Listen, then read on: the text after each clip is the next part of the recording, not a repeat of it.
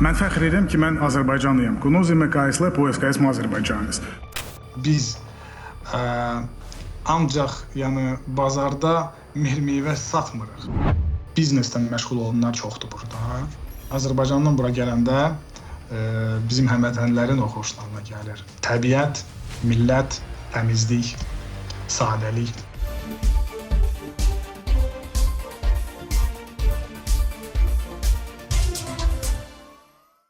Hər vaxtınız xeyir, hörmətli APA-TV izləyiciləri. Yerində proqramında bugünkü qonağımız Latviyada yaşayan və orada deputat kimi fəaliyyət göstərən həmyerlimiz Amil Səlimovdur.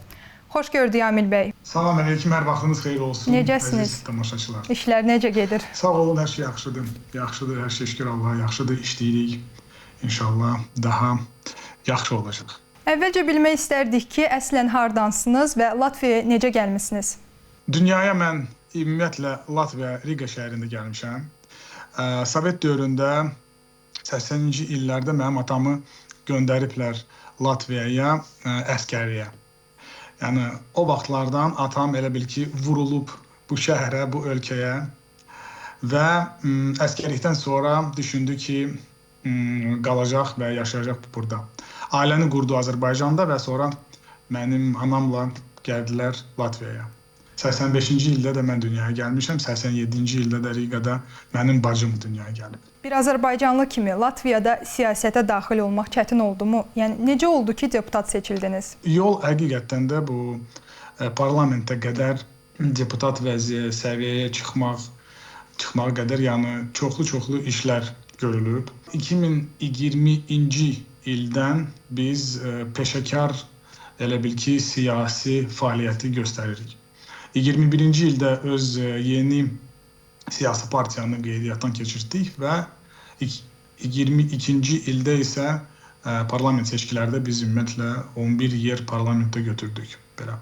Yəni Latviyanın yeri milləti bizə necə baxırlar? Yəni bilirsiniz, Sovet dövründə belə bir stereotip yaranıb. Ümumiyyətlə Latviyada yox, bütün çox ölkələrdə ki bizimkilər elə bil ki Azərbaycanlı millət olaraq biznesmendir, meyvə biznesinə baxan, bu meyvə bazalar falan o tərəfdən, yəni belə bizi görürlər. Çünki məsəl üçün mən yadımdadır ki uşaqlıq vaxtında biz anamla məsəl üçün mərkəzi bazara gedəndə orada çoxsu elə bil ki bu bizim həmvətənlərimiz idi. İminlə alış-verişdə bu işə baxanlar. Və mən isə mənim məqsədim o idi ki göstərmək bu yerli millətə, Latviyaya ümumiyyətlə ki biz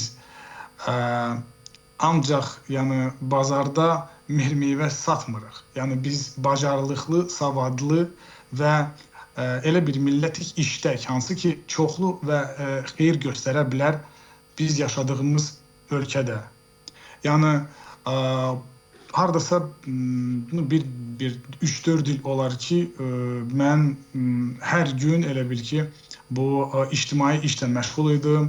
Layihələr həyata keçirdirdik, bu ictimai layihələr, millətə dəstək göstərirdik, hüquqi dəstək, yəni məsəl üçün hansısa belə də sosial kömək, yəni belə işləyə biz elə bil ki bizim partiyamız o cümlədən də mən millətdən elə bil ki etibarlığı qazandıq. Yəni bizim bu parlamentdə indi olmağımız onun sübutudur.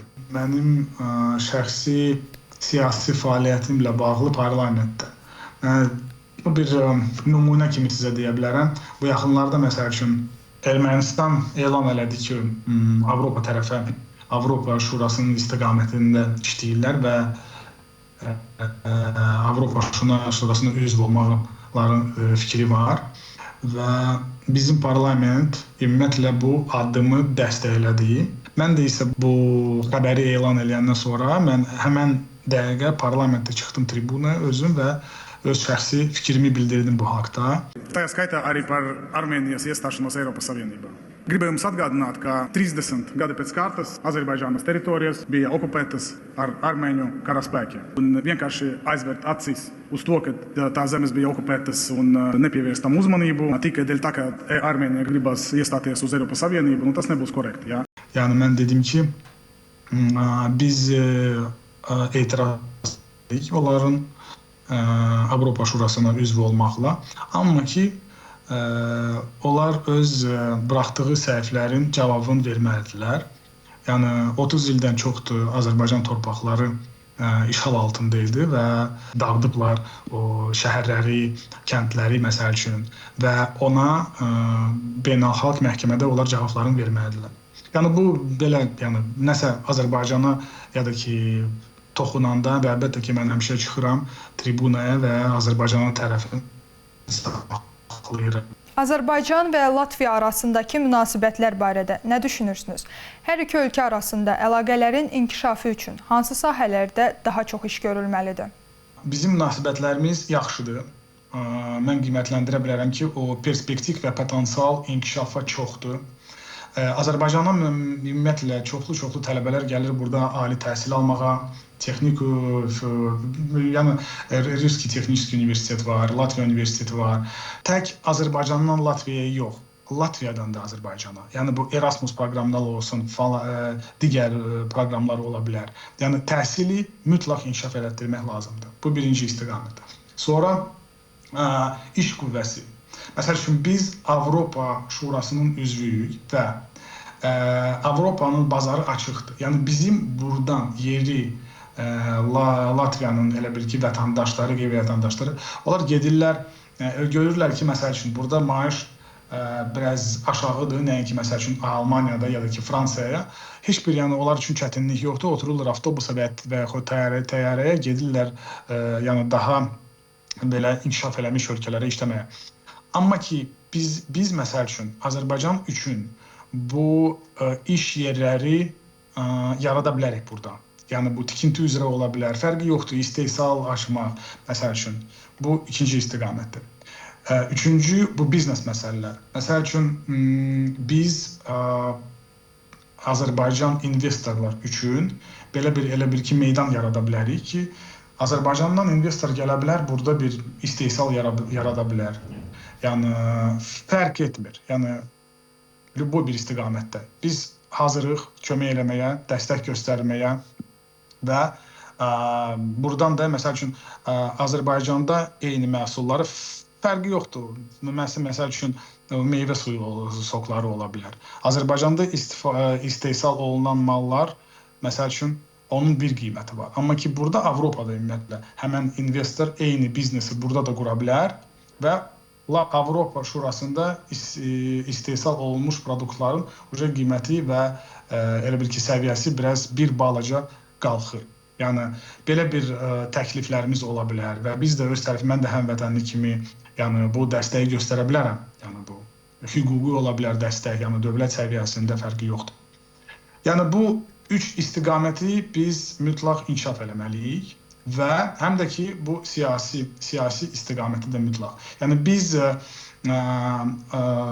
bizim parlamentimiz Azərbaycan cənab prezident gördüyü siyasəti tam dəstəkləyir. Növbəti sualım ondan ibarətdir ki, Latviyada Azərbaycan mədəniyyətini tanıtmaq və sevdirmək üçün hansı fəaliyyətləri həyata keçirirsiniz? Mən 2006-cı ildən Latviyadakı Azərbaycanlılar gənclərin təşkilatının sədriyim. Və bu təşkilatın çərçivəsində biz ümumiyyətlə bugünə qədər fəaliyyət göstəririk. Yəni konsert ola bilər, məsəl üçün bu Christmas bazarlarda iştirak etmək, bizim məhsulları təqdim etmək millətə. Yəni ən çox bu bizim mədəniyyəti tanıtmaq o konsertdir. Məsəl üçün bizim milli musiqilərimizi təqdim etmək, konsertdən sonra da bizim milli mətbəxləri göstərmək. Hazırda Latviyada nə qədər Azərbaycanlı yaşayır və daha çox hansı sahələrdə çalışırlar? Mən indi statistikanı açmışam. Bizim bu miqrasiya şöbəsinin statistikası var. Burada elə bil ki, bizim əhalimiz millətlərin əsası ilə bu millətlərin sayı elə bil ki, Latviyada yaşayanların sayı mən sizə açıq deyə bilərəm. Yəni Latviyada Azərbaycanlı Latviyanın vətəndaşı 659 nəfər burada yaşayır. Qeyri-vətəndaş, yəni burada belə bir status var Latviyada.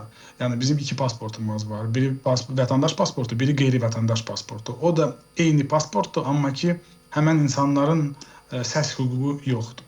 Yəni onlar 541 nəfərdirlər burada. Sonra isə qalanlar, yəni qalanlar o deməkdir ki, burada məsəl üçün təhsil alanlar ya da ki, Azərbaycan Respublikasının pasportu olaraq onların oturumları məsəl üçün var burada, işləyirlər, təhsil alırlar, fərqi yoxdur. Yəni ümumi 2095 nəfər Azərbaycanlı burada hal-hazırda yaşayır. Biznesdən məşğul olanlar çoxdur burada. Sonra məsəl üçün tikintidə belə, yəni çoxsu biznesdir və tikinti. Latviya Azərbaycanın Avropadakı iqtisadi tərəfdaşları arasında necə bir yer tutmağı hədəfləyir? Bu əməkdaşlıq Azərbaycan üçün hansı yeni imkanlar yaradır? Biz nəzərə alsaq ki, Latviya ümumiyyətlə Avropa Şurasının üzvü kimi balaca və kiçik ölkədir. Bizim əlbəttə ki, potensialın sərhədi var. Yəni, əlbəttə ki, daha məsəl üçün güclü işlər Azərbaycan Respublikası Avropa ölkələri də məsəl üçün Almaniya ilə görə bilər, Fransiya ilə görə bilər və s. Kiçik ölkə olaraq, yəni biz əlimizdən gələni hazırıq görməyə və Azərbaycan Respublikasının ən yaxın dostu olmaq hazırıq Avropada. Azərbaycanın Avropa ilə enerji əməkdaşlığı xüsusən də qaz, neft təchizatı sahəsində daha da güclənə bilərmi? Avropa bazarlarında Azərbaycanın rolunu necə görürsünüz? Enerji bazarı ümumiyyətlə Avropada, dünyada Azərbaycan Respublikasının rolu çox böyükdür. Çünki indi biz görürük ki, geopolitik vəziyyət həqiqətən də dəyişir və indi isə Azərbaycanın potensialı rolu daha qalxır. Biz Latviya ölkəsi olaraq bizim belə bir imkanımız olsaydı, biz əlbəttə ki, qazı Azərbaycanın alardıq və çünki Azərbaycan Latviya üçün etibarlı bir partnyordur. Perspektiv potensial Azərbaycanın əməkdaşlığının Avropa Şurası ilə çox həddindən artıq olduqca böyükdür. Sonda özüm üçün də maraqlı olan bir məsələyə fikir bildirməyinizi istərdim. Latviyanı gəlib görmək üçün hansı səbəblər var? Mən burada yaşayıram. Mənim 39 yaşım var və ömrü boyu buradayım, Latviyadayım. Ona görə mənim üçün çətindir demək ki, burada məsəl üçün bura gələn adam nəyə fikir verir. Və mən sizə deyə bilərəm ki, məsəl üçün, mənim tanışlarım, dostlarım, həmvətənlərim, kim ki Azərbaycandan bura gəlir, yəni, onlar nəyə fikir verirlər? Yəni, sakit ölkədir, təmiz ölkədir, millət çox belə easy going, yəni, kontaktda rahat gedən millətdir burada yaşayan. Sonra buranın təbiəti çox xoşlarına gəlir, Azərbaycandan bura gələndə. Bizim, məsəl üçün, Yurmala tərəfdə sanatoriylər var. Belə, millətin Azərbaycandan bura gələndə bizim həmvətənlərin o xoşlarına gəlir. Təbiət, millət, təmizlik, sadəlik, belə. Müsahibəyə vaxt ayırdığınız üçün təşəkkür edirik. İşləriniz uğurlu olsun. Bahəm, sizə də çox sağ ol, təşəkkür edirəm bu müsahibəyə görə. Uğurlar sizə də işlərinizə. İnşallah gələn görüşlərə qədər. Təşəkkürlər.